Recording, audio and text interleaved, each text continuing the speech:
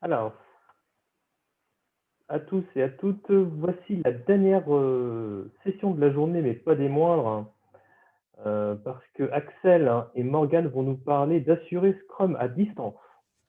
Un beau défi actuellement. Tout à fait, très bien. Ben, merci pour l'introduction. Je vais commencer à partager mon écran. Hop, alors, c'est pas celui-là, c'est ça. Parfait. Est-ce que tout le monde le voit? On voit bien. Merci Axel. Super. Hop. Bonjour tout le monde.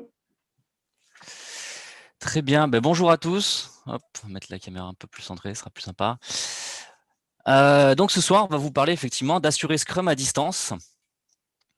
Avant de se présenter nous-mêmes, on va juste présenter un petit peu comment on va s'organiser ce soir. On va faire 45 minutes où c'est nous qui allons parler et on laissera 10 minutes de questions-réponses plutôt à la fin.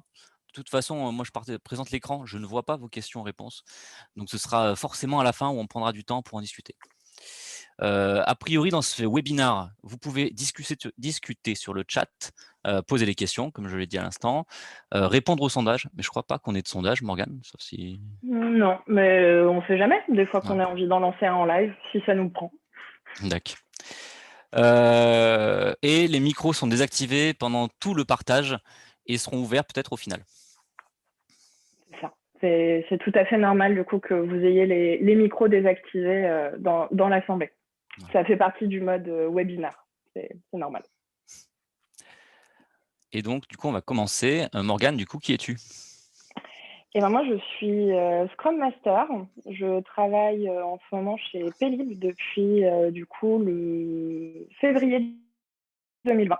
Donc ça va faire, je vais souffler mes 1 an, là, ma première bougie. Je travaille avec une équipe de 12 personnes environ qui sont réparties en 4 plus petites équipes. Et en février 2020, on avait déjà le jeudi en télétravail qui était en place dans notre contexte. On avait aussi du coup pas mal d'outils appropriés pour travailler à distance. On était déjà équipés et puis il y avait déjà une première dynamique d'équipe. Et puis, je travaille aussi avec une organisation qui est très réactive et vraiment à l'écoute de nos besoins. Voilà, donc je suis Scrum Master chez donc, ta collègue aussi de Publicis Sapient de France. Et puis, j'ai vécu 1 an chez Pélib, dont je viens vous parler justement, vous raconter un petit peu ce qu'on a vécu, comment on s'est adapté et comment on est passé aussi de 2 à 4 équipes cette année. Et toi, Axel, du coup ? Et du coup, moi, je suis Axel Aguilar. Je travaille pour Publicis Sapient et actuellement en mission chez LCL depuis janvier 2020, donc à peu près en même temps que toi. En fait, on a intégré nos équipes respectivement. La différence, c'est que moi, j'accompagne, on va dire, une grosse équipe de 15 personnes qui est scindée en 2 équipes Scrum de 6 personnes chacune. Donc, ça fait 2 plus grosses équipes. Et contrairement à toi, nous, on n'avait pas l'habitude du télétravail. C'est quelque chose qu'on a découvert avec le premier confinement. Et puisque tu saluais la réactivité de ton client, je peux faire le même parce qu'en une semaine, on a été complètement opérationnel. On n'avait pas d'ordinateur portable, par exemple. En une semaine, on a été opérationnel en termes d'outillage. On a pu se mettre à faire du télétravail et on l'a découvert comme ça à distance. On n'avait pas d'organisation particulière et on n'avait pas non plus d'outils qu'on utilisait régulièrement déjà sur site au LCL. Et du coup, pourquoi nous sommes là ? Pourquoi on est là ? Parce qu'on a envie de vous raconter un petit peu comment on s'est adapté, nos succès, mais aussi nos échecs. Donc, c'est vraiment un point de vue très personnel. On va essayer de vous donner un maximum de trucs et astuces, des anecdotes, des retours d'expérience, nos bonnes pratiques, en tout cas, qui fonctionnent dans notre contexte. Ouais, Par contre, il y a toute une partie de choses qu'on ne va pas trouver. C'est ça. Du coup, effectivement, ce sont nos contextes, ce sont nos réponses à la situation, aux différentes situations qui se sont reproduites. Donc, c'est des choses que vous pourrez peut-être reprendre, mais c'est pas une baguette magique et c'est pas parce que ça a marché chez nous que ça marchera aussi chez vous. D'ailleurs, je pense que vous verrez au cours de la presse, il y a des choses qui marchent chez Morgane, qui marchent pas chez moi, et inversement. Donc, faut s'adapter. Nous, on espère que vous trouverez des choses qui pourront vous aider, mais adaptez-le, prenez-le et adaptez-le. Et donc, au programme, en fait, ce que nous avons défini, c'est un certain nombre d'items, donc 6 en tout, que nous avons classés par ordre de priorité, qui ne sont pas forcément par ordre chronologique. Quels sont les sujets que nous voulons aborder en premier? Donc, on va commencer par les échanges informels, le management visuel efficace, on va pas aussi parler de context switching, hop, le télétravail partiel au sein de l'équipe. Alors ça, c'est pour les périodes de reconfinement puis déconfinement où on revient un petit peu sur site. Ça change un petit peu notre façon de travailler, donc on va en parler aussi. Et un sujet aussi qui est important pour nous, Scrum Master, c'est comment faciliter à distance. Et on va essayer de se projeter, pour conclure, sur demain, même dans très longtemps, dans 20 ans, comment est-ce qu'on conçoit, nous, le télétravail après cette expérience qui était complètement neuve pour nous. Et donc, hop, nous allons commencer par les échanges informels. Alors, je vous laisse juste 30 secondes, le temps de prendre connaissance de cette slide. C'est une situation qu'on rencontre, nous, au Daily, en fait, tous les matins, quasiment. Donc, c'est la classique. Morgane, je t'entends pas? C'est ton tour, Morgane, s'il te plaît. Si tu nous entends, démute-toi, qu'on C'est ça. vérifie. Et donc, Effectivement. tout à fait. Et donc, pourquoi on parle des échanges informels un petit peu en premier? Parce que sur les échanges informels, c'est un petit peu un symbole. C'est la première chose qu'on voit. Si on regarde aussi la littérature et pas mal d'articles, ce qui a changé, c'est ce côté échange. On n'a plus nos cafés. Nous, au LCL, on avait un système où, au final, on jouait pas mal ensemble aussi. Pour ceux qui font des jeux de société, notamment le midi, nous, c'était un truc qui était assez emblématique. On se retrouvait pour ce qu'on appelait les jeudis, donc les jeux du jeudi à midi, donc le jeudi. Et ça permettait de créer du lien dans l'équipe. Et la question, qu'est-ce qui s'est passé quand on est parti en confinement et qu'on s'est tous retrouvés à distance? C'est que tout d'un coup, ces éléments, on les a complètement perdus.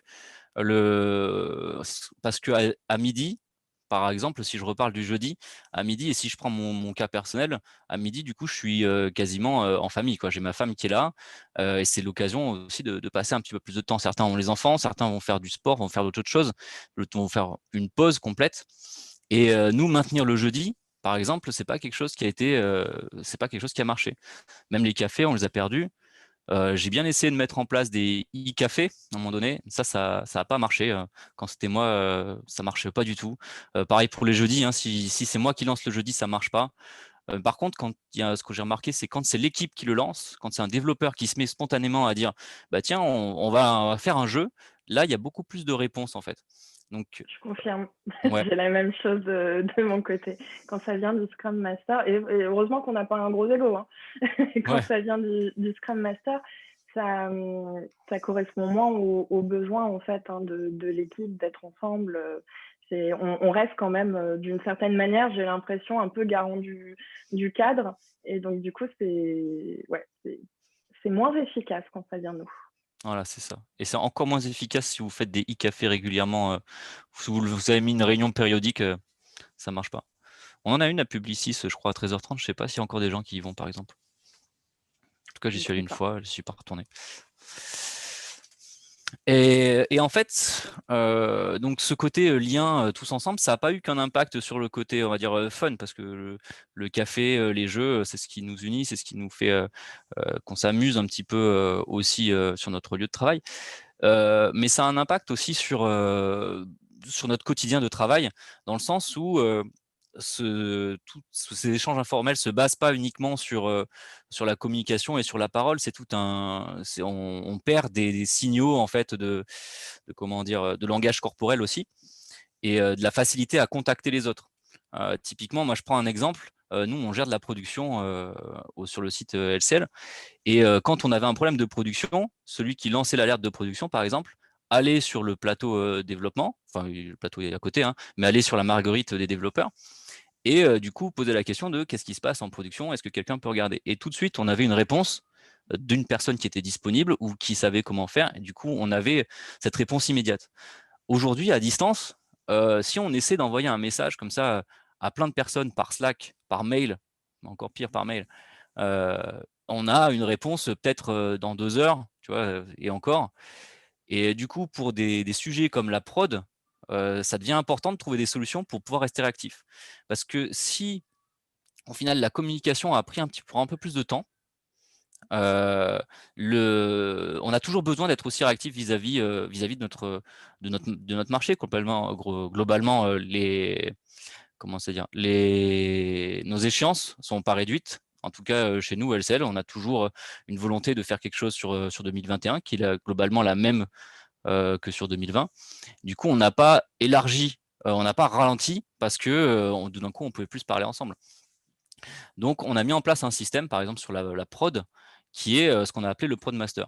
C'est pas quelque chose de nouveau, hein, c'est quelque chose que vous allez certainement retrouver déjà dans d'autres équipes pour dire, bah, on a une personne qui va s'occuper de ces éléments de production. Donc, c'est un rôle qui est sur une personne, qui est généralement volontaire, et qui va tourner sur les différents sprints. L'idée, c'est que si on a une alerte de production, on sait directement qui contacter et on n'a plus ce temps de latence en fait. Et en fait, on a plein de petits rôles comme ça qui ont commencé à émerger. On en parlera aussi sur le daily. On a un présentateur pour le daily. Là, on a un nouveau qui est arrivé. On a aussi un parrain ou une marraine pour les nouveaux, pour les accompagner. Alors que ça, c'est tout un tas de choses dont on n'avait pas besoin. On a renforcé un petit peu nos formalismes.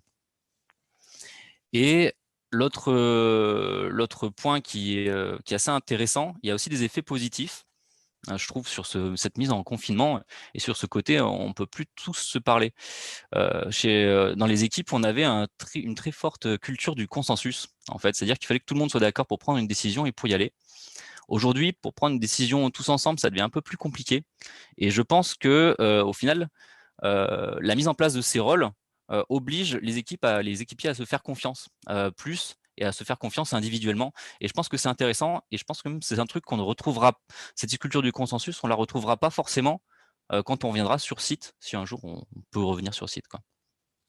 Et l'autre point positif qu'on a eu, c'est, vous voyez en bas à droite, là, le pair programming. Heu, on a beaucoup plus de travail ensemble dans l'équipe. On a pair programming, mais on a ce qu'on appelle aussi du mob reviewing, c'est-à-dire qu'une fois qu'on a fini notre développement, les développeurs vont le présenter aux autres membres de l'équipe ensemble, alors qu'avant on se pingait et puis tu regardais ça un petit peu plus tard. On a beaucoup plus de formalisation autour de ça, en fait. Je sais. Et toi, Morgane, du coup, comment ça se passe chez toi?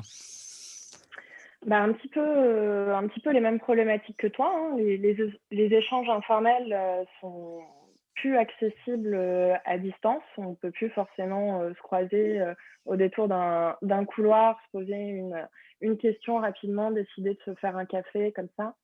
Et du coup, on a aussi tenté les e-cafés et les jeudis. Tu m'as inspiré, donc je l'ai tenté. Alors ce jeudi, on va avoir une session de jeu.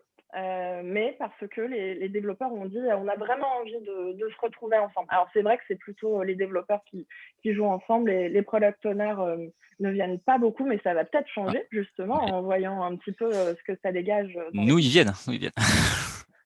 Comme quoi. Et les e-cafés, ça prend plutôt bien. Ça prend plutôt bien parce que c'est à l'initiative d'un développeur, c'est pas à une heure fixe, c'est quand ça lui prend. En général, bon, ça arrive vers 10h du matin ou dans l'après-midi. Parfois, il va laisser le café ouvert pendant 10-15 minutes et personne va se connecter. Et c'est pas grave, il va retenter le lendemain. Et puis alors là, il y aura 8 personnes pendant 30 minutes, ce qui permet en fait de remettre un petit peu de spontanéité dans les échanges. Parce que c'est ça aussi le problème, hein, c'est qu'on perd les échanges informels. Donc effectivement, tout prend plus de temps pour faire circuler l'information, pour se synchroniser, pour se mettre d'accord. Mais il y a aussi l'autre problème, c'est que on commence à ne plus pouvoir se faire des points au pied levé et donc on remplit notre agenda. Mais on aura le temps d'en discuter plus tard. Ouais. Ce qu'on a fait aussi dans notre contexte, c'est on a défini une communauté. Alors, on a commencé par une communauté de développeurs. Et là, on est en train de monter une communauté de product owners. Donc, tout ça, en fait, hein, c'est le besoin d'être ensemble. C'est la cohésion de groupe qu'on essaye de retrouver. Justement, synchroniser les informations, travailler ensemble, co-construire. Donc, pourquoi d'abord la communauté de développeurs? Tout simplement parce qu'on a une architecture en microservices qui demande une synchronisation entre les développeurs back-end assez importante, et en tout cas, c'est un souhait pour eux de travailler ensemble et de faire des choix du design logiciel et d'architecture commun. Donc, du coup, on a remis ça. Au début, bien sûr, j'ai facilité, j'ai montré un petit peu comment moi, je voyais l'animation de communauté. Et puis, j'ai passé la casquette, un petit peu comme le Prod Master au final. Et donc là, c'est Stéphane, c'est Philippe qui s'occupe d'être ambassadeur de communauté, qui a repris du coup la casquette et qui alimente un petit peu la dynamique. Et ça met énormément de liens et ça permet justement d'avoir des discussions non planifiées, mais qui ont énormément de valeur pour eux. Et puis, le pair programming, ça on le voit, je le vois aussi, c'est complètement naturel, l'envie d'être ensemble. Certains vont même parfois sur un outil qui s'appelle Discord, qui est aussi proposé par Frugagile, pour avoir un canal audio qui est connecté H24. Et comme ça, ils ont juste en fait à prendre la parole et ils peuvent interpeller l'autre collègue avec qui ils travaillent sur la story. Et puis, c'est un petit peu plus informel comme échange. Et la dernière fois, tu m'avais aussi parlé, toi, tu fais un truc au niveau des daily meetings, si je ne me trompe pas. Ouais, tout à fait, parce que nous, on n'a pas de e-café.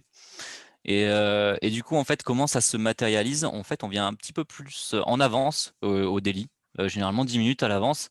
Et il y a toujours quelqu'un qui sera là pour discuter si on a envie. C'est pas quelque chose qu'on a construit, on s'est dit, tiens, on va venir 10 minutes en avance. C'est quelque chose qui s'est fait assez naturellement.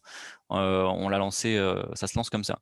Et même, je pense que on a retrouvé un petit peu de formalité avec ces histoires de rôle qu'on a établies. On a contrebalancé certains trucs un peu formels comme le daily, où par exemple avant on voulait essayer de commencer à 9h30 et puis quand on était tous là on commençait. Là aujourd'hui ça me gêne pas si on dépasse un petit peu notre pause d'avant de 2-3 minutes, histoire de commencer la journée sur des notes un petit peu plus sympa. Et puis même je pense qu'il faut pas avoir une organisation ultra militaire sur ces trucs-là parce que avant, le temps d'arriver tous sur le plateau, tous autour du board, on avait toujours 2-3 minutes de décalage. Aujourd'hui, si on a 2-3 minutes de papote avant pour discuter et pour s'échanger des news, c'est pas très grave, quoi. C'est vrai que nous aussi, nos délits sont plus longs. Alors nous, on ne vient pas quelques minutes avant pour papoter, c'est vrai. Par contre, l'alignement et le fait de bien identifier les risques pour les prochaines 24 heures, etc., est parfois plus compliqué à faire en 15 minutes, justement à cause des contraintes d'outils. Et du coup, on n'hésite pas à dépasser un petit peu la time box de 15 minutes, quoi. C'est plus important, selon nous, d'être bien aligné sur l'objectif de la journée plutôt que de tenir la time box. Donc là-dessus, c'est vrai que moi, personnellement, je n'hésite pas à ne pas respecter le cadre à 100% pour justement tirer le maximum de bénéfices de ce rituel. Pareil, je suis un peu moins agressif sur les temps de parole. Et après, par contre, ce qui se passe, c'est qu'à la fin, comme tu dis, si on a des questions, on va rester nous, on est sur Zoom, et sur lequel je vais créer une dizaine de salles, par exemple, et puis on va se répartir dans ces salles-là. Par contre, ce qui est assez important chez nous, en tout cas, c'est de dire à un moment donné, de dire le daily est arrêté à ce moment-là, et on va enchaîner sur les sujets. Parce que sinon, on reste tous ensemble à attendre la fin de la discussion, et je pense qu'il faut le mettre formalisement en disant ah, le daily a atteint, on s'est arrêté là, ceux qui veulent partir peuvent partir, et on va continuer les discussions qu'on avait. On avait 3 ou 4 discussions, par exemple. Effectivement, ça c'est une différence que j'ai pas. J'ai des toutes petites équipes, donc du coup on n'a pas besoin de se répartir en sous-groupes. Mais c'est une excellente fonctionnalité d'outil. Alors, on avait dit qu'on ne parlerait pas forcément d'outils. On vous a un peu menti. On va être un petit peu obligé, hein. Mais je pense que vous ne nous en tiendrez pas rigueur. Mais pas de tutoriel, promis. Voilà. Du coup, au niveau des échanges informels, justement, Axel, quelle bonne pratique tu suggères? Yes. Alors du coup, pour récapituler, ce qu'on fait avec ces histoires de casquettes, en fait, c'est être responsabilisé individuellement et donner la confiance sur certains équipiers. C'est ce que je disais au départ par rapport au côté consensus qu'on avait chez nous dans les équipes. Aujourd'hui, on ne peut plus l'avoir parce que ça prend trop de temps. Déjà, ça prenait déjà du temps quand on était sur place. Et ça prend encore plus de temps maintenant. Donc, si on veut être réactif, eh ben, on va devoir responsabiliser individuellement, leur donner la confiance. C'est pas pour ça qu'ils sont tout seuls sur le Prodmaster. Il y a toujours un relais, l'équipe est toujours là pour aider, mais c'est eux qui ont la responsabilité de ça. Donc, responsabiliser. Encourager les initiatives visuelles, hein, comme tu parlais du e-coffee, ne pas forcer sur la timebox, comme on l'a dit aussi sur le daily. Et il y a un autre point aussi, ça on n'en a pas parlé là, sur les signes de reconnaissance. Puisqu'on ne se voit plus, c'est difficile aujourd'hui de se dire, bah, en fait, avant, on n'avait pas forcément, globalement, au LCL, besoin de se dire félicitations, tu as géré le truc, globalement. Parce que le simple fait d'être là avec eux, avoir un regard, avoir une gestuelle qui veut dire bravo, ça suffit. Aujourd'hui, on est à distance. Nous, on a souvent les caméras qui sont coupées en plus. Je ne sais pas si toi, tu as les caméras coupées chez Pélib, mais nous, les Très caméras, souvent. ouais, elles sont coupées pour des raisons d'utilisation de bande passante. Hein. On est sur VPN, ça prend de la bande passante. Et donc, si on veut pouvoir communiquer et discuter normalement, on coupe les caméras. Et du coup, on peut plus voir tout ça. Et donc, je pense que c'est important qu'on puisse se dire merci, se dire félicitations. Et donc là, par exemple, nous, on est en train de mettre en production. Je pense que c'est normal pour l'équipe de dire, bah, en fait, cette mise en production, même si on aimerait que ce soit un non-événement, comme on aime le dire, là, je pense qu'on va se dire félicitations, on a passé une étape et c'est super cool. On a aussi ce qu'on fait nous dans les rétros par rapport à ça, c'est de temps en temps, je rajoute un encart pour dire merci à quelqu'un dans l'équipe, pour continuer à se dire aussi on est ensemble en fait. C'est pas parce qu'on est chacun chez soi dans notre maison qu'on n'est pas une équipe. On doit rester une équipe et pouvoir se dire merci, j'ai apprécié ce que tu as fait quand tu m'as aidé, j'ai apprécié le pair programming qu'on a fait ensemble. C'est important. Et il y a même un truc, ça va au-delà. Je trouve, nous, on a notre sponsor qui, au démo, vient de temps en temps nous dire félicitations, ce que vous avez fait, c'est bien et vous avez toute ma confiance pour la suite. Et je pense que c'est important de garder ça parce que ça te permet aussi de conserver cette confiance et dire tout le monde, bah, l'équipe, les gars, on se voit plus, mais j'ai toujours confiance en vous et je pense que vous allez atteindre vos objectifs. Et ça met ça en lumière et je pense que c'est important. Je suis tout à fait d'accord avec toi. Il y a une partie de lien avec la communication non verbale, en fait, qui est plus accessible, qui se perd, et c'est des choses qu'il est important, selon moi, de... Excuse-moi, tu ne vois pas le chat, mais je vois le chat. Il me semble que le sponsor est présent dans la salle et te fait un coucou. Salut Et ça, Stéphane. c'est aussi un signe de reconnaissance d'être présent pendant le passage d'Axel. Et c'est très, très chouette. Ouais. Effectivement, il y a un lien humain qui se perd et qu'il est important, selon moi, pour des Scrum Masters, en tout cas, d'essayer de rétablir, ou en tout cas de ne pas hésiter à en parler à l'équipe. Toute la communication non verbale perdue, c'est compliqué. Et d'ailleurs, c'est compliqué aussi sur les managements visuels. Et je vous propose de parler un peu de management visuel maintenant. Hop. C'est un questionnement, je pense, qu'on a dû tous rencontrer, quel que soit notre profil, qu'on soit Product Owner, Scrum Master, développeur. Avant, on avait un management visuel sur les murs, quoi. Et puis notre champ visuel est très important, donc on prend un petit peu de recul, on écrit suffisamment gros sur nos post-it, et puis on est capable, en un clin d'œil, de visualiser un nombre d'informations très, très, très important. Beaucoup plus important que ce qu'il est possible finalement de passer sur un outil. Déjà, tout simplement parce qu'on est limité à la taille de l'écran. Ce qui est beaucoup plus petit que notre champ visuel. Et puis, notre écran est quand même beaucoup plus petit qu'un immense mur, ce qui va induire forcément du scroll, etc. Ce qui est difficile, du coup, c'est de remettre un petit peu ces sens à l'honneur. C'est ce que j'ai trouvé difficile, en tout cas dans mon contexte. Et donc, tout à l'heure, je vous disais qu'on a une organisation qui est réactive et à l'écoute. Donc, en février 2020, on avait la chance d'être sur cet outil que tout le monde connaît a priori pour la gestion du backlog, qui est Jira. Si vous ne connaissez pas, ça s'écrit J-I-R-A. C'est très simple et c'est très répandu. Nous, on est sur du Jira Cloud. Donc, il y a 2 versions de Jira et c'est important pour la suite. On est sur du Jira Cloud et donc, du coup, on gérait notre backlog dessus et on avait nos managements visuels sur nos murs. Quand on a dû digitaliser finalement les managements visuels, on a commencé avec Jira seul. Et en fait, il nous manquait quelque chose. Il nous manquait le fait de pouvoir déplacer des post-it, de pouvoir bouger un petit peu les choses et co-construire. Et du coup, on a choisi un autre outil qui s'appelle Miro, M-I-R-O, pour ceux qui veulent aller chercher. On parle pas d'outils aujourd'hui. C'est un peu obligatoire, malheureusement. Bien Même si sûr. on veut recentrer sur les individus et les interactions, on va être obligé, justement, pour permettre l'individu et l'interaction. Et donc, du coup, on a réussi à lier Miro et Jira, à le synchroniser. Parce qu'on est sur du Jira Cloud.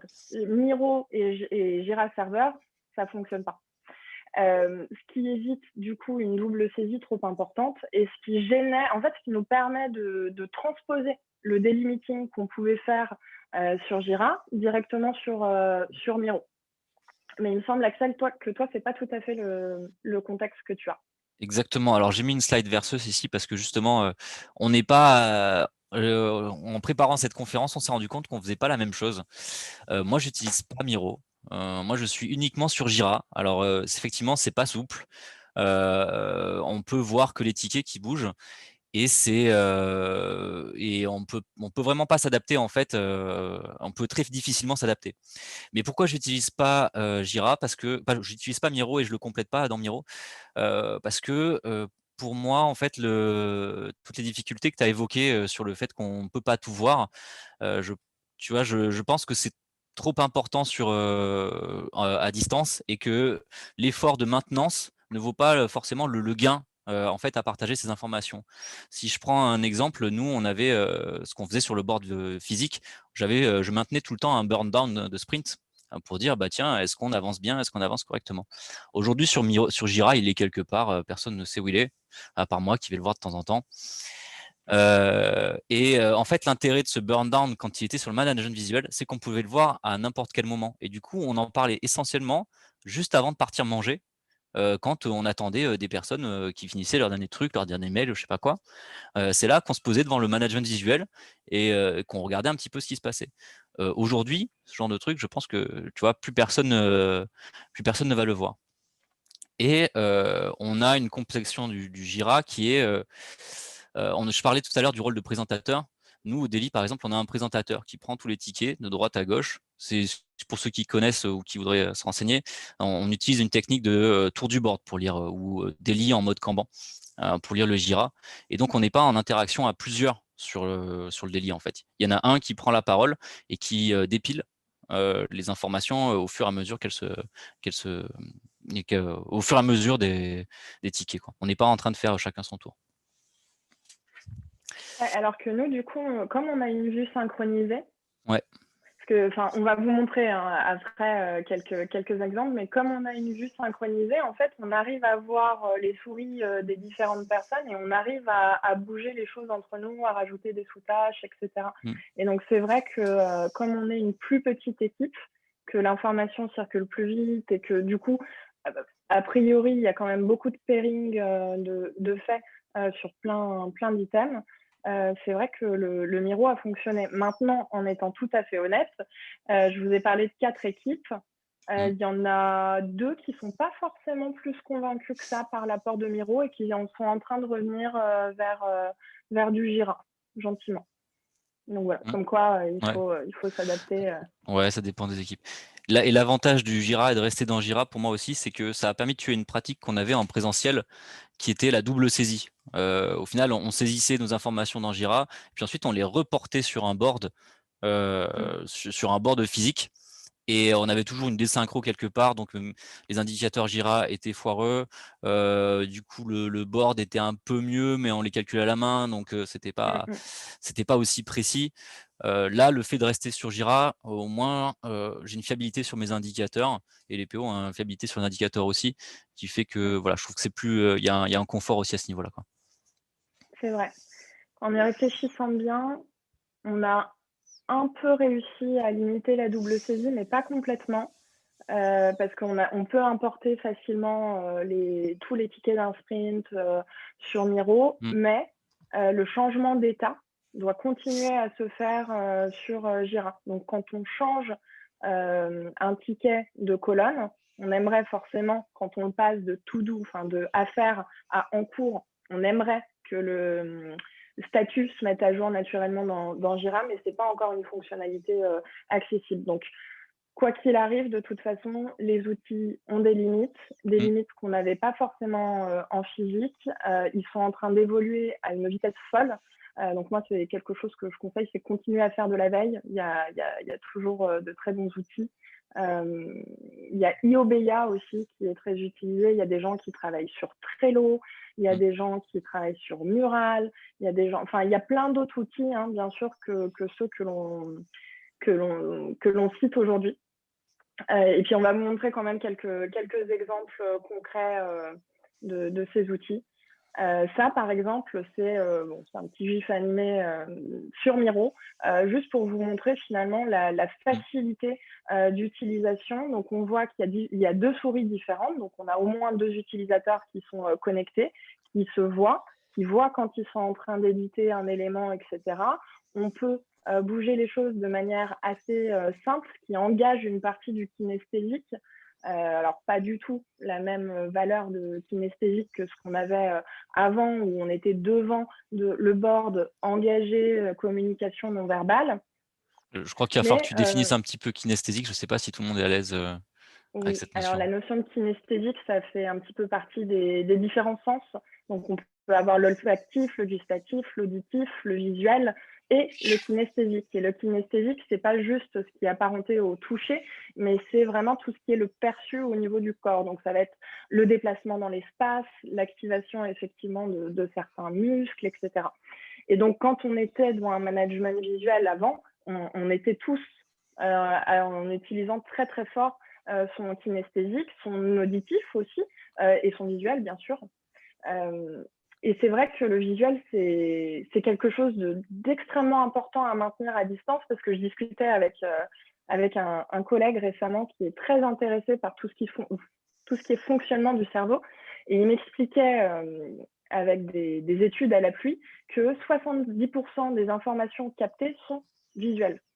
Donc effectivement, le visuel, hyper important pour s'assurer que l'information est bien délivrée, et le kinesthésique, hyper important pour permettre aux personnes de sortir un peu de leur individualité, de retrouver un comportement de groupe et de co-construire ensemble, au moins une fois par jour en daily meeting, mais on peut exporter ça, ça peut être un mode de travail au final, ce qui devient le cas chez nous. Puisque l'utilisation de ce type de board, de tableau blanc, se fait autant maintenant du côté du design que des développeurs, que de la stratégie ou encore de la relation client. Donc, c'est assez chouette. Et en deuxième exemple que l'on peut donner, c'est les exemples de rétrospective. Là, par exemple, c'est un board donc vide, hein, prêt à l'usage d'une rétrospective sur Jurassic Park, si jamais vous avez ouvert, là. de le faire. Ouais. Je ne sais pas si tu vois mon écran. Tiens, je vois ton écran. Tu peux cliquer en bas à droite sur le niveau de zoom, comme ça tu vas passer à un niveau de zoom à 100%. Voilà. Voilà, ce qui te permettra de voir un petit peu mieux les choses. Donc là, tu as ta petite main qui te permet de naviguer sur le board. Et si tu cliques sur la souris noire, sur la barre d'outils qui est à gauche, tu vas pouvoir en fait bouger des éléments. Donc tu vas pouvoir bouger des cartes, voilà. Voilà, c'est pour ça. Tu peux bouger des éléments. Des choses qui n'arrivent pas en présence. Alors, on n'a pas forcément répété. Pour ceux qui disent c'est un effet démo, il n'y a pas eu de préparation de démo. En tout cas, ici, on a la possibilité de rajouter des tickets. On peut rajouter des liens entre les éléments. Et nous, c'est là-dessus qu'on aime bien faire nos rétrospectives. Voilà, donc c'est le type de board que l'on utilise pour collaborer ensemble. Et c'est vrai que j'aurais du mal, moi, à repasser sur un Jira simple. J'aurais l'impression qu'il me manque quelque chose, ou en tout cas, je pense que j'aurais une sensation d'être moins synchronisée avec l'équipe, d'être vraiment en synchronisation avec l'équipe. Voilà, donc c'est pour ça que personnellement, j'aime beaucoup tout ce qui est outils qui imitent les tableaux blancs et qui sont en train de s'enrichir avec plein de nouvelles fonctionnalités, justement pour pallier au manque de capteurs, de sens que l'on perd en télétravail et qui permet quand même de maintenir l'intelligence collective. Tout à fait. Après, moi, là où j'ai un peu de mal, c'est quand même jamais aussi bien qu'en présence. Et moi, je garde quand même secrètement l'envie d'un jour de pouvoir retravailler en présence, notamment sur les rétros. Je trouve que il y avait quand même une diversité possible en termes d'outillage. Tu vois, on travaille avec des fils, on travaille avec des cartes, on travaille avec plein de choses. On rentrera plus dans le détail sur la facilitation après. Et à distance, au final, ça reste des carrés avec du texte dedans. Enfin, c'est ma perception du truc. Et donc, dès qu'on peut, les rétros, on les fera, j'espère, en présence, quoi. Oui, je pense qu'il y a beaucoup de personnes qui espèrent se retrouver rapidement en présentiel. Moi comprise. Alors, en 2 mots, qu'est-ce qu'il faudrait retenir sur la partie management visuel efficace? Encourager le kinesthésique et le visuel. Le kinesthésique qui va permettre justement de sortir un peu de son comportement individuel qui est naturel. Hein. On est tout seul chez nous, on est dans une forme de bulle, hein. On n'est plus en collectif. Il y a forcément plein de choses qui ne se passent pas pareil. Et le visuel pour s'assurer d'être bien synchronisé sur l'information qui a été reçue. Toujours favoriser le comportement du groupe, comme un tour du board, comme tu parlais, Axel, en favorisant la conversation dans l'équipe pour justement avoir un objectif commun, une démarche commune. Avoir un seul écran partagé, en tout cas être synchronisé sur la même vue, ça reste, je pense, une bonne pratique. Ça évite notamment les prises, les pertes de temps plutôt, mais de quel ticket tu parles, ou où est-ce que tu es sur le board, et ainsi de suite. Et puis essayer de choisir un outil et d'y rester. Enfin, c'est-à-dire que si vous faites embarquer l'équipe sur un outil, c'est un effort, c'est un changement qu'elle va faire. Donc du coup, changer d'outil trop régulièrement, ça risque de générer une forme de résistance, forcément. Hein. On n'a pas envie de repayer ce coup-là à chaque fois. Donc prenez le temps de benchmarker, prenez le temps de tester. Et essayez avec l'équipe, écoutez l'équipe, surtout, bien sûr, si elle veut changer, c'est pas le même contexte, mais essayez de stabiliser un petit peu votre outillage. Mais très clairement, nous, on n'avait pas d'outillage. Quand du coup, j'ai commencé avec l'équipe à faire tester plein de choses. Et très rapidement, j'ai eu un retour. Axel, on se perd. On va pas envie de tester tous ces outils. Il faut qu'on trouve un truc. Et du coup, on est resté, pour la rétro, on reste sur Métro Rétro qui fonctionne bien. Et au final, ça nous suffit. Et c'est assez important, cette partie de benchmark et pas forcément toujours tenter, ça crée un peu de confusion. C'est vrai. Alors, on vous rassure, on ne va pas vous laisser l'image affichée pendant 3 minutes. Voilà. Mais ça permet de représenter le malaise quand on essaie de répondre à toutes ces sollicitations qu'on a de droite et de gauche avec tous les avec tous les trucs qui peuvent popper sur l'écran. C'est ça. Un des impacts que nous, on a constaté avec justement moins d'échanges informels, moins de spontanéité, plus de latence dans les échanges, c'est aussi la multiplication des moyens, des canaux de communication. Si vous avez la chance d'être consultant comme nous, vous avez 2 boîtes email, 2 messageries instantanées, on va rajouter le téléphone qui peut popper à tout moment, etc. etc. Donc déjà, ça fait de la sursollicitation, ça fait de la fatigue mentale, ça fait qu'on passe plus de temps à répondre aux messages écrits, à la communication écrite qu'à encourager les communications directes et synchrones. Et du coup, il y a aussi du contact switching parce qu'on répond aux messages quand on n'est plus forcément focus avec l'équipe ou dans les rituels. On peut faire plusieurs choses en même temps ou on peut être déconcentré. Effectivement, on va avoir une notification, on va perdre le fil de notre pensée et puis hop, le temps de se remettre dans la tâche, et on a perdu 20 minutes. Du coup, nous, on a fait quelques petites choses pour essayer de limiter ça.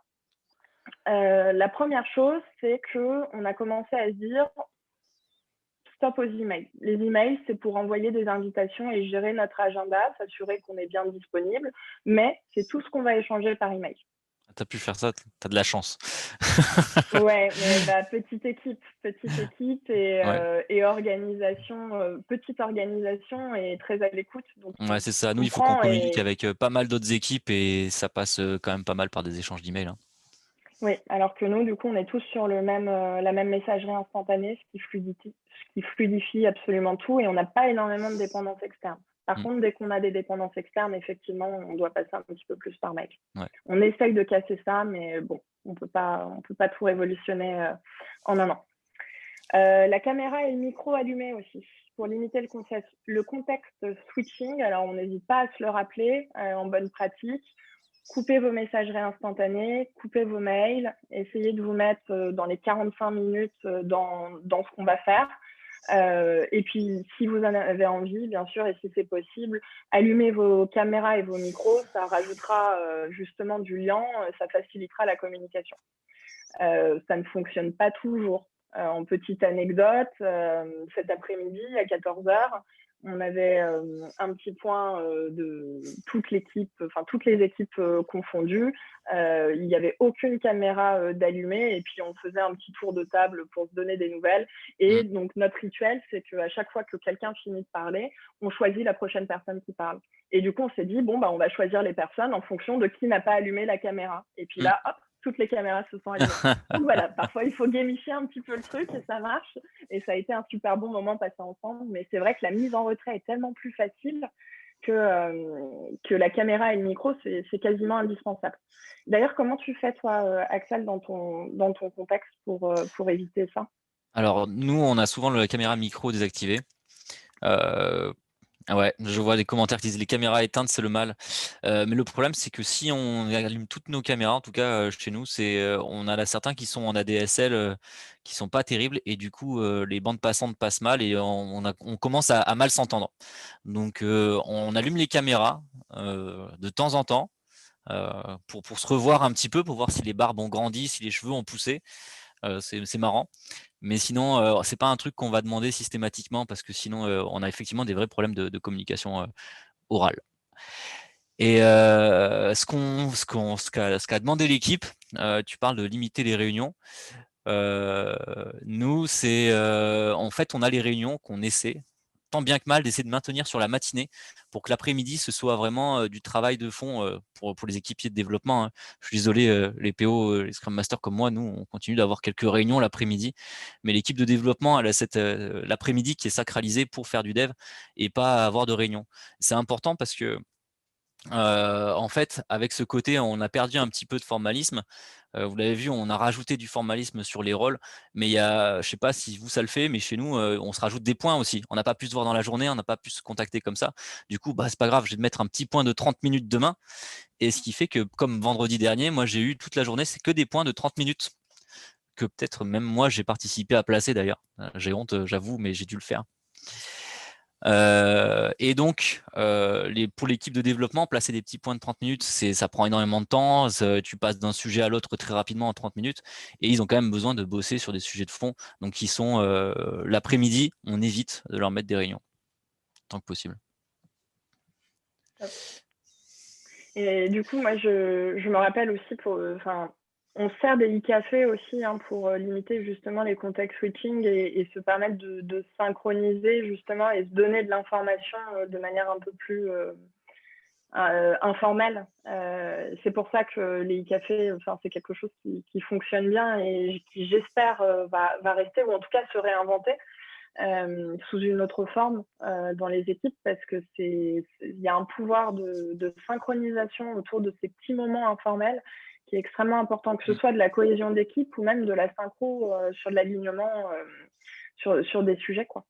Ouais. Et vraiment, c'est important. Et des coutumes d'équipe. Nous, on a aussi défini des coutumes de ne pas déranger et compagnie sur nos messageries instantanées. Comme ça, on sait à quel moment est-ce qu'on peut se permettre d'envoyer un texto ou d'appeler sur le téléphone personnel. Donc, pas d'email. On limite les canaux de communication, du coup, et on s'est donné quelques coutumes d'équipe justement pour savoir en cas d'urgence, genre urgence de prod, quelqu'un est noté comme indisponible sur notre messagerie instantanée, qu'est-ce qu'on fait? Ouais. bah, du coup, on le ping une fois, on attend 5 minutes, et puis si vraiment c'est urgent, on se permet d'appeler sur le téléphone personnel, mais qui est aussi utilisé pour le pro. On s'en est assuré avant. Et donc, chaque petite équipe a ses propres coutumes, et ça permet de fluidifier un petit peu tout ça. Et voilà, et pas vouloir faire trop de choses en même temps, hein. Se limiter. Ouais, tout à 3 fait. actions, 3 items par jour, c'est déjà bien. Et ce qui est vraiment, enfin, ce qui est marrant entre guillemets, c'est ce côté, je vais changer de slide en disant ce que je dis, hein. Hop, c'est ce côté avant en télétravail, tu te mettais, tu avais 2 jours de télétravail ou 1 jour de télétravail, et l'idée c'était de te mettre dans ta bulle globalement et de dépiler des choses de fond que tu avais. Alors qu'aujourd'hui, en fait, on est sursollicité complètement en télétravail, c'est devenu complètement l'inverse. C'est assez surprenant, il va falloir qu'on s'adapte à ça, quoi. Il va falloir qu'on aille sur site pour pouvoir être tranquille et pas trop être sursollicité. Mais C'est tu l'inverse. déconnes, mais quand je vais sur site, je suis beaucoup plus tranquille. Et moi aussi. Moi aussi. Je vois qu'on n'est pas au top sur notre time box. Du coup, on va passer rapidement sur la prochaine partie, parce qu'on vous en a déjà bien parlé. Yes. Les bonnes pratiques, c'est ce qu'on vient de vous dire. Les coutumes, les e-cafés, limiter le nombre de réunions pour limiter le nombre de sauts de sujets dans la journée, hein. Dites-vous qu'à chaque contact switching, votre cerveau il met environ 20 minutes à se reconnecter au nouveau sujet. Voilà, je pose ça là. Je vous laisse réfléchir. Yes. La gestion du télétravail partiel au sein de l'équipe. Alors ça, c'est quelque chose que moi j'ai découvert l'été dernier, et c'était vraiment pas facile. Avant, on était soit tous sur site, soit à la limite, le mode hybride qu'on pouvait connaître à l'époque, ou en tout cas que moi j'ai pu rencontrer, c'était les PO ou Scrum Master quelque part, et puis les devs autre part. Mais il y avait quand même une forme de colocalisation. C'était par rôle, mais il y avait une forme de colocalisation. Et puis bon, crise sanitaire est arrivée, tout le monde est envoyé en télétravail, tout le monde est logé à la même enseigne. Bien évidemment, on n'a pas tous les mêmes contextes chez nous. Certains ont des enfants, certains ne sont pas bien équipés, certains ont une connexion Internet dramatique, etc., etc. Et puis est revenu le mode hybride, hein, où il était possible de revenir sur site, en général dans la limite de 50% du plateau. Et puis alors là, il fallait animer des rituels, des ateliers ou autres. Ne faites pas d'atelier en hybride. Mais vous pouvez essayer, hein. Essayez, mais vous verrez que c'est très compliqué. Parce qu'en fait, ce que j'ai remarqué, c'est que quand on est sur site, très très rapidement, on oublie complètement qu'il y a des gens qui sont à distance. Le naturel revient tellement au galop, la communication se fait de manière tellement naturelle que très vite, on va plus regarder l'écran, ou on va plus intégrer dans la conversation ceux qui sont à distance et qu'on voit pas, même s'il y a leur tête sur le mur, hein, sur l'écran partagé. Ouais, et encore faut-il qu'on ait un micro suffisamment puissant pour qu'ils nous entendent correctement. Et ça a été un vrai sujet. Donc, si c'est possible, essayez de vous retrouver régulièrement sur site. Alors, moi, encore une fois, j'ai la chance d'avoir des petites équipes et d'avoir réussi finalement à ce qu'on se retrouve tous les mercredis. Alors, c'est possible, c'est une option possible, et les gens viennent ou pas. Aujourd'hui, il y avait de la neige, il y a eu des problèmes de transport liés à ça. On ne s'est pas tous retrouvés sur site. Et c'est OK. Mais on a l'opportunité de passer une journée concrète et complète ensemble.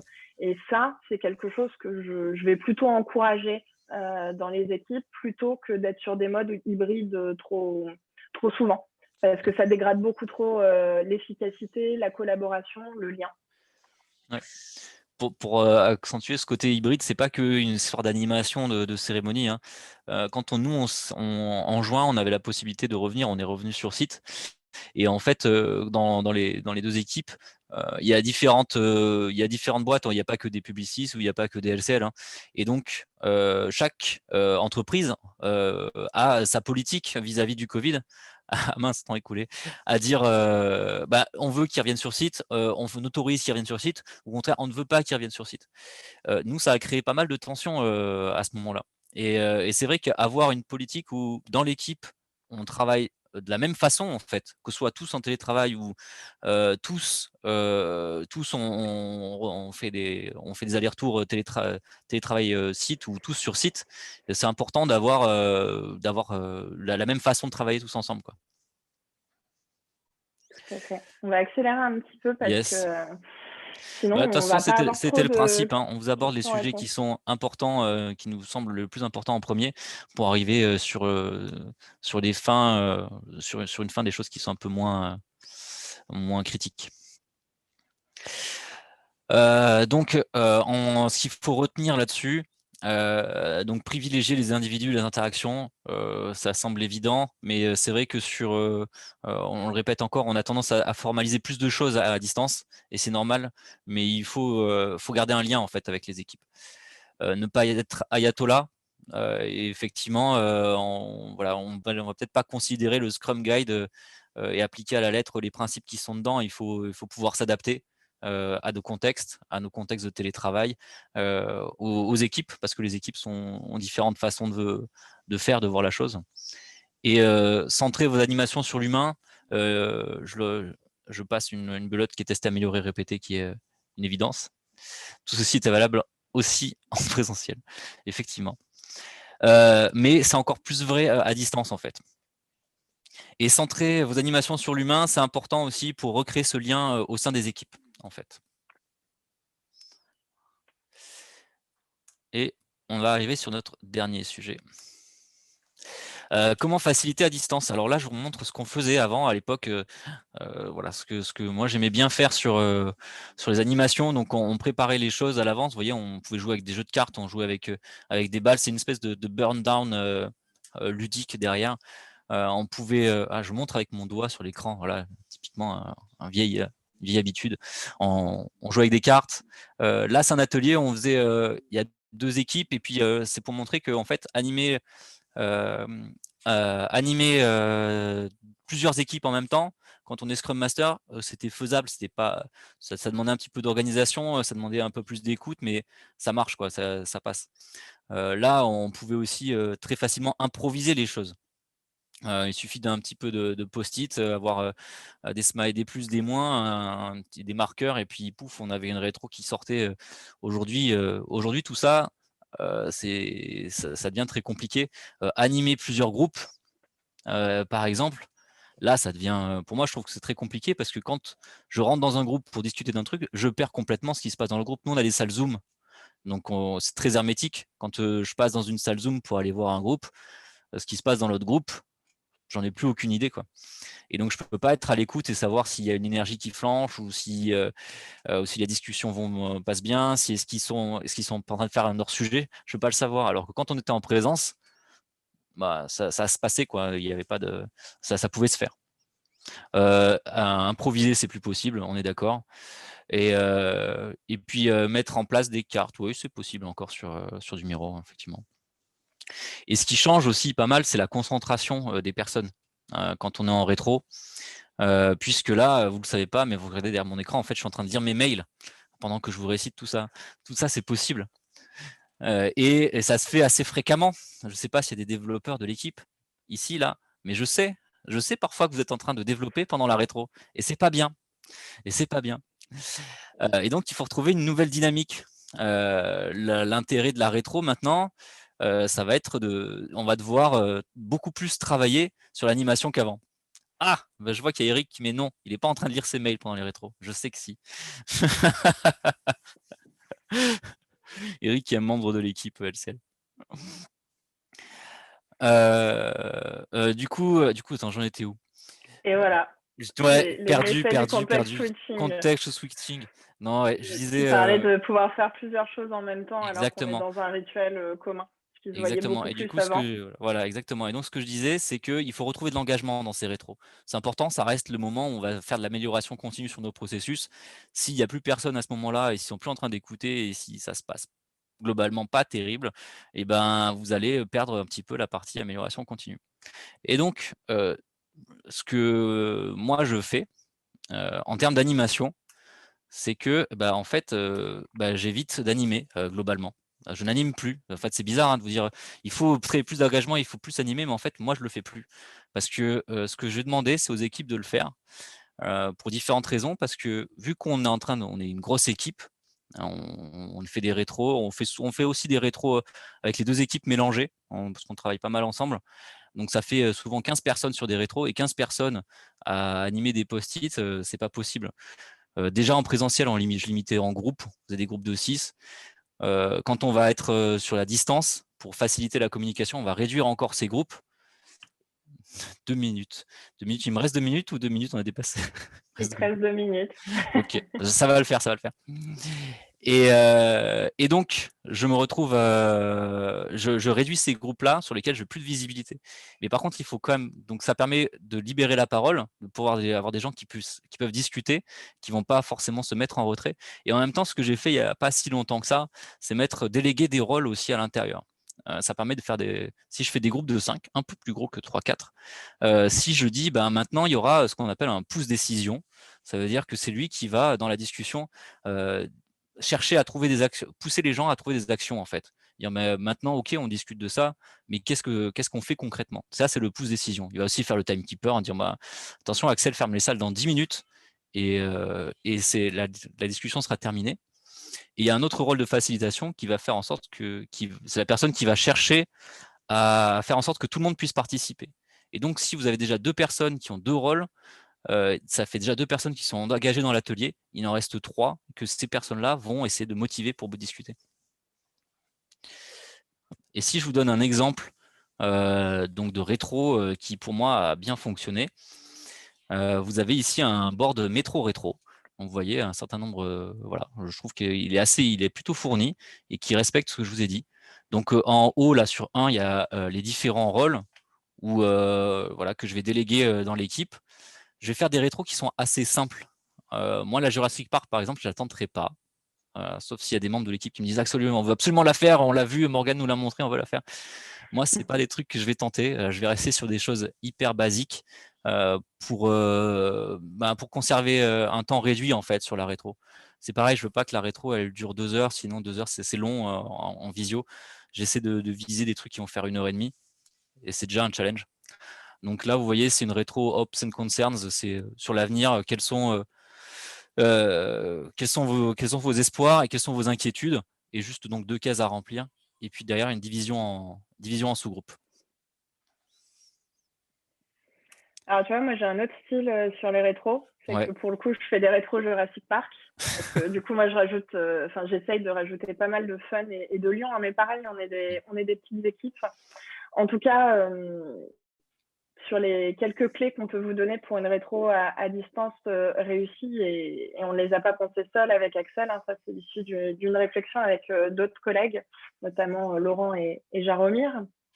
C'est effectivement, même si on n'anime plus forcément pendant la rétro, ça ne veut pas dire qu'on n'a pas un gros travail de facilitation et avec la préparation à faire en amont. Donc là, on peut plus arriver avec notre marqueur et notre bloc de post-it et puis se dire allez, c'est ce qu'on fait les gars. Non, il faut avoir vraiment réfléchi aux choses avant, et du coup, ça demande un minimum d'entraînement aux coéquipiers sur l'outil. Donc prévoyez plus de temps si vous changez d'outil, c'est normal. Diviser effectivement en sous-groupe pour obtenir plus d'engagement, plus de focus, toujours donner de l'énergie pour ramener l'attention de l'équipe sur le sujet. Ça ne matche pas avec tous les formats, et tous les formats ne fonctionneront pas dans votre équipe. J'ai fait une fois le format Jurassic Park et j'avoue que ça a bien fonctionné. Je ne le ferai pas à chaque fois non plus. Restez sur des choses simples. Keep it simple, stupid, kiss. Et surtout, n'essayez pas non plus de rentrer dans le cadre idéal, parce que c'est déjà une cible en temps normal, mais là, on est dans un contexte complètement inédit. Et donc, au-delà de nos processus de travail qui impactent énormément l'humain, et c'est quand même notre première matière de travail, hein, le travail en équipe. Donc, du coup, n'hésitez pas à faire des formats qui sont parfois sur l'émotion, sur le fun, un icebreaker. Voilà, mais faites tout pour garder l'attention des participants et ne pas les perdre. Et en 30 secondes, parce qu'on a été bavard, on avait envie de vous partager plein de choses. Alors, on ne va pas forcément vous raconter notre vision de 2040, ça sera peut-être un autre échange plus tard. Par contre, on va vous partager les questionnements qu'on peut se poser. Alors, effectivement, une petite image pour vous montrer le coût du contact switching. Globalement, les dernières études de neurosciences prouvent qu'il y a à peu près 2% de la population qui est câblée pour faire du contact switching, dont le cerveau est capable de faire du contact switching de manière à peu près efficace. Donc forcément, ça va avoir un impact sur notre manière de travailler, surtout quand en Scrum, on essaye d'adopter les principes Lean, de limiter le gâchis, etc., etc. On est toujours sur l'amélioration continue et l'optimisation. Donc, on ne connaît pas le télétravail normal en plus. Là, on n'est que dans un télétravail forcé avec des contextes qui changent toutes les 2 semaines. On a potentiellement de l'anxiété personnelle ou en tout cas des contextes personnels qui font que les choses se passent de manière bien spécifique en ce moment. Il y a plusieurs entreprises, bien sûr, qui savent faire qui sont déjà en full télétravail, mais on n'a pas encore énormément de recul là-dessus. On se pose la question aussi de quel va être l'impact sur le Green IT, le numérique responsable. Là, on a nos caméras allumées, mais donc on est encore 50 là. Imaginez, on est 50 et on passe 1 heure avec nos caméras allumées. Enfin, le taux de CO2 généré, il y a forcément des sujets qui vont émaner de ça. Et puis le cerveau, comme on disait, 2% de la population qui peuvent faire du contact switching, mais il y a tellement d'autres choses qui sont en jeu avec justement ce télétravail, ce manque d'humain, le manque d'oxytocine, l'hormone qui permet justement de créer le lien social, etc. Le visuel, et donc du coup, le fait que notre visuel est limité à la taille de notre écran. Alors bien sûr, il y a des nouvelles technologies qui sont en train d'arriver. Il y a la réalité virtuelle.